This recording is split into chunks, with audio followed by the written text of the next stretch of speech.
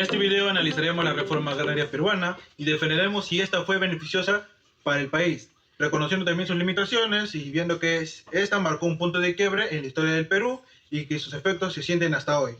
En 1969, el gobierno de Juan Velasco Alvarado promulgó el Decreto Ley 1771C, en el cual su principal objetivo era eliminar el tema de la hacienda, ya que el 1% de los propietarios controlaban casi el 80% de las tierras cultivables. Esto mantenía a miles de campesinos en condiciones de explotación. Nuestra postura es que la reforma generó cambios positivos tanto en lo social como político, porque redujo las desigualdades históricas y reconoció la dignidad de quienes durante siglos fueron excluidos del acceso a la tierra y a los derechos dentro del campo peruano. Para tener esa postura desarrollaremos tres argumentos. Primero, el impacto social de la reforma. Segundo, los cambios de la participación política de los campesinos. Y tercero, respondremos las críticas económicas que se les hacen. Comencemos. Antes de la reforma, el sistema de hacienda sometía a los campesinos al llanaconaje y al enganche, que era una forma de trabajo forzado que atrapaban a las familias enteras en la pobreza. No tenían tierras propias, ni derechos reconocidos, ni la posibilidad real de salir de ese ciclo. La reforma redistribuyó más de 9 millones de hectáreas y benefició a cerca de 370.000 familias campesinas. Por primera vez, el Estado reconocía legalmente su derecho a poseer las tierras que ellos trabajaban. La frase del decreto lo resumió: el patrón no comerá más de tu pobreza. Este cambio fue más que económico, fue un reconocimiento de ciudadanía. Los campesinos dejaron de considerarse mano de obra barata para convertirse en propietarios con derechos. Eso transformó su posición dentro de la sociedad peruana de manera irreversible. Por eso sostenemos que el impacto social fue real y duradero. La reforma rompió estructuras de poder que existían desde la época colonial y abrió la puerta a una sociedad más igualitaria, aunque esa puerta no siempre fue brechada completamente por el Estado.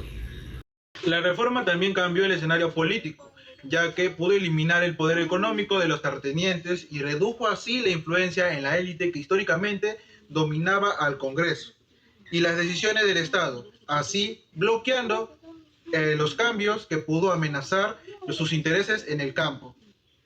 Además, la reforma impulsó a la organización campesina a través de cooperativas y comunidades reconocidas legalmente, sectores que nunca habían tenido voz en la política nacional comenzaron a organizarse, a exigir sus derechos y participar en la vida pública del país. Durante décadas, los partidos políticos ignoraron al campesinado o lo usaron como instrumento electoral. La reforma obligó al sistema a incluirlos como actores reales. Eso sentó bases para movimientos sociales y organizaciones que aún hoy defienden los derechos de las comunidades rurales. En ese sentido, la reforma no solo fue una medida agraria, fue una retribución del poder político. Le devolvió protagonismo a quienes siempre habían sido gobernados sin ser escuchados y tiene un valor que no se puede medir únicamente en cifras económicas. Los críticos señalan que la reforma causó la caída de la producción agrícola y las cooperativas fracasaron, ya que este es un argumento válido que merece ser respondido, porque no podemos ignorar las consecuencias económicas que ocurrieron después de la reforma.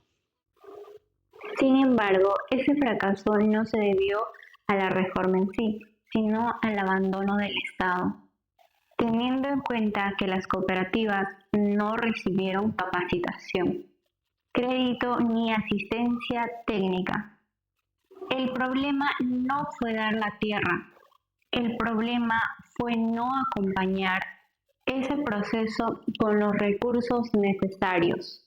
Juzgar una reforma social solo por sus resultados económicos de corto plazo es un error. Siglos de explotación no se revierten en una década. Lo verdaderamente inaceptable habría sido mantener un sistema injusto por miedo a las dificultades del cambio. Los problemas económicos no anulan los logros sociales y políticos. Al contrario, nos recuerdan la responsabilidad pendiente del Estado, con quien recibieron la tierra, pero no recibieron las herramientas para hacerlas productivas. La falla fue del seguimiento, no de la forma. En conclusión, la reforma agraria sí fue beneficiosa para el Perú, ya que no es porque haya sido perfecta, sino porque fue necesaria y acabó con un sistema de explotación que no tenía justificación histórica, moral ni social posible. Distribuyó más de 9 millones de hectáreas, benefició a cientos de miles de familias y reconoció por primera vez los derechos de quienes trabajaban la tierra. Eso es un avance histórico que ninguna crítica económica podrá borrar. Transformó las relaciones de poder en el campo, abrió la participación política del campesinado e impulsó una mayor igualdad en el país.